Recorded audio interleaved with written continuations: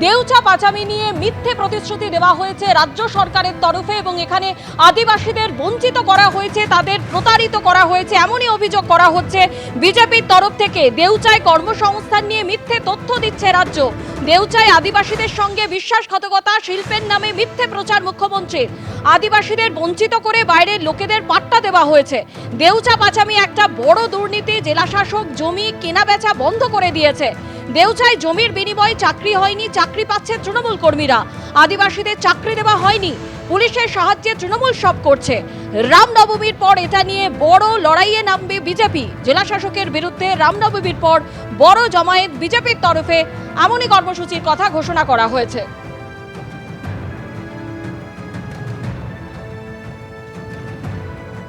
মোট 1662 জনের চাকরি হয়েছে, তার মধ্যে গ্রুপ ডিতে 278 আর বাকি 1384 হচ্ছে জেসি জুনিয়র কনস্টেবল।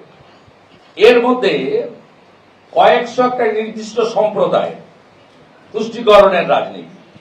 আদিবাসীরা এবং ওখানকার অধিবাসীরা চাকরি পায়নি। কয়েকদিন আগে ডিএম বলেছেন এটা অস্থায়ী চাকরি।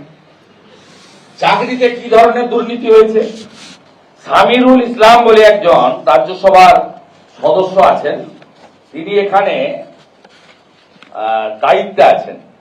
সাহিল রেজা, উনি ডিস্ট্রিক্ট কমিটি মেম্বার।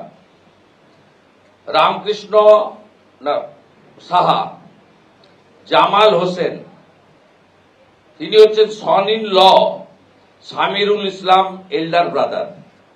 এই 26 জনকে উনি চাকরি দিয়েছেন, যারা জমির মালিক নন।